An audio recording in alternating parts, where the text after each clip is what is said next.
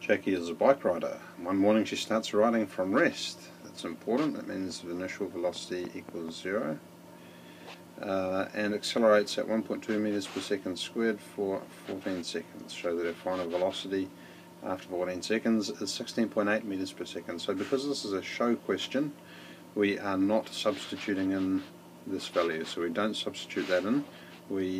That's like our aim and our check. We actually have to calculate that. So we're trying to find the final velocity. VF is our question mark. We've got the acceleration, we've got the time, and we've got the initial velocity. This seems like an equation that would suit. It would be VF equals VI plus AT.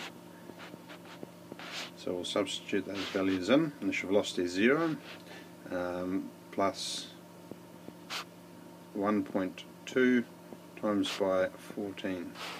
And that equals, plug it in on the calculator, 16.8. Lovely. And the units meters per second. So usually they would give you an answer that's rounded, but in this case it works out perfectly to 16.8 meters per second. Yeah, as I say, it's a little unusual. So that's why they expect you to usually not substitute this in and to calculate it on your own, because your final answer has usually got extra decimal places or significant figures.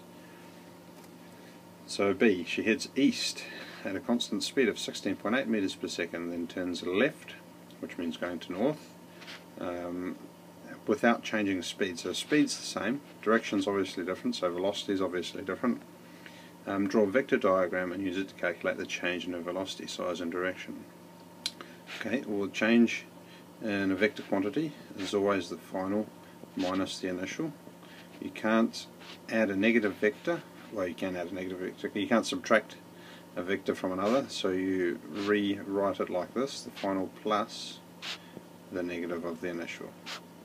Seems like a kind of a pointless thing to do, but it helps get the process right in our minds. So first let's get these vectors. The final is heading north at 16.8, and the initial is heading, so that's VF, and the initial was heading east at 16.8. So now we want to know what the negative VI is.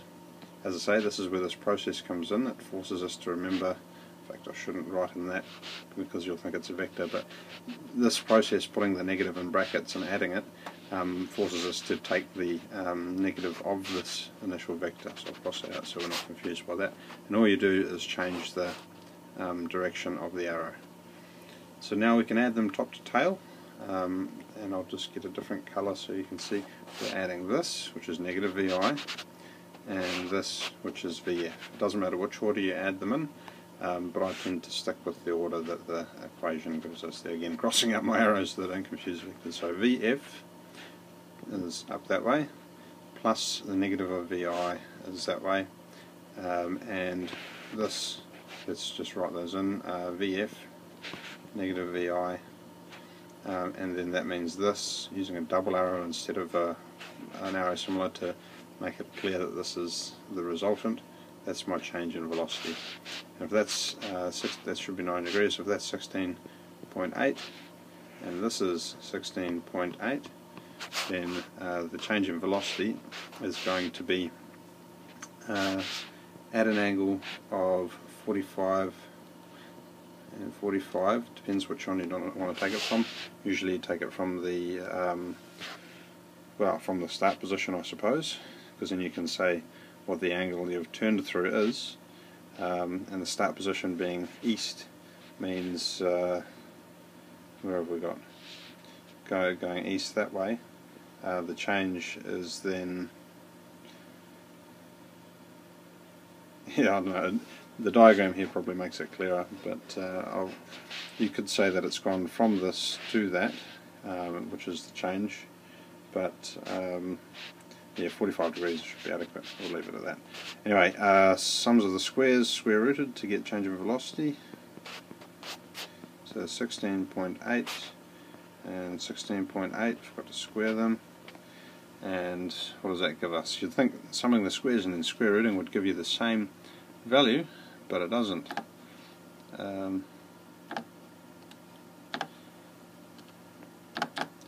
gives us 23.758787885, which rounds to, say, everything is in 3SF for our values, and we're doing square roots, which is multiplying and dividing effectively. So we go to 3 significant figures, which would be 23.8. And the units were meters per second. And the angle is from that. So we just give the angle from the vertical, the vector's going to be. Vectors can be a little bit unintuitive sometimes. So sometimes it's better just to stick with your diagrams and use the information from them. Anyway, C, Jackie takes her bike on a boat across a river 65 metres wide, so that's going to be a distance measurement. Boat heads straight across the river with a speed of 6.8 metres per second. Relative to the water, the current causes the boat to land 15 metres downstream. Calculate the speed of the boat relative to the ground. Okay, so the question before was a vector subtraction, because we're finding the change. This one we're finding the addition. Okay, because we're trying out the bank. Here's our diagram here, here's the bank, here's the other bank, and the bank is not moving, but the boat has got a component going that way and a component going that way, which is the 6.8 meters per second at the speed that it's going. And we know that it's 65 meters wide. I'm just writing down more detail because I can see we don't actually have this the velocity of the current, and we're trying to find the sum of those two, because that'll give us the effective velocity in comparison to the bank, probably with an angle. You can measure it from the vertical or from the bank itself. It doesn't really matter as long as you're clear what your reference point is. So 65 meters directly across means we can work out the amount of time it takes to cross, and then we can work out the velocity this way, because we know it travelled 15 meters in whatever time that was. That'll give us the VC, the velocity that way. So let's go ahead and find the time. Velocity is distance over time. We're trying to find time in this case, so time equals distance over velocity, and the distance we're measuring is the 65 meters across, and the velocity was 6.8. So that gives us a particular time of 9.5588 seconds. I'll just do it to 4SF to begin with. And so we now know that's the time that we're substituting into here to get VC.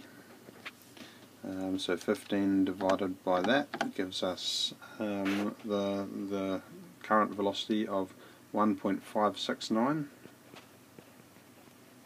meters per second. And now we can put that into our vector addition here, and it gives us 6.8 squared plus 1.569 squared square rooted, and that'll give us the magnitude.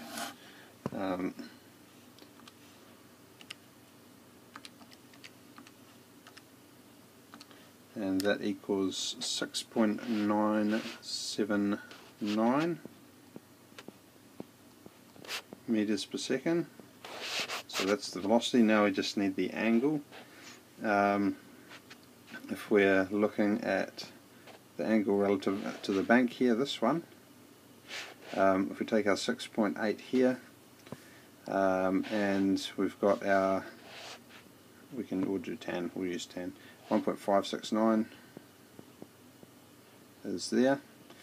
Then tan theta, SOA, opposite over adjacent, is 6.8 over 1.569, which gives us theta equals tan to the negative 1, 6.8 over 1.569. That means theta equals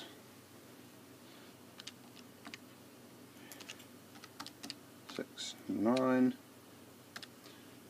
Second function to give the inverse of tan, 77 degrees, 77.007 degrees. So 2SF seems reasonable, gives us 77 degrees. And there's our answer, this and this.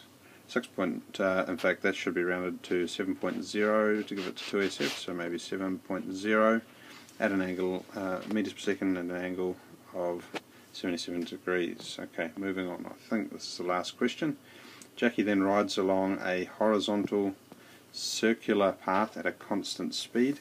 Describe what it is that provides the force needed to keep the bike going in a circle. State the direction of the force. Okay, well the direction of the force for any circular motion is towards the centre. Because that's changing the direction. Even though there is a constant speed, there is a constant change in the direction of that speed, which means there's a changing velocity. Okay, that's the whole circular motion trick going on. But what is it that provides the force needed? If she's on a bike, it'll be the friction, assuming this is a flat surface and we haven't done banked corners or anything like that, but it is going to be friction between the tyres of the bike and the ground. Okay, so that's it. Yeah, if she's leaning, then you'd imagine there's a little component of the weight force that's the reaction force, which is a normal force. So if this is sort of a banked corner situation, so we're just getting a little bit of ahead of ourselves, but the leaning still applies, I guess. No, it doesn't, because it's on a flat surface. Let's scrap that. Worry about that for next year's material, or you can look at another video to catch that. So that's question 1 of the 2011 mechanics paper.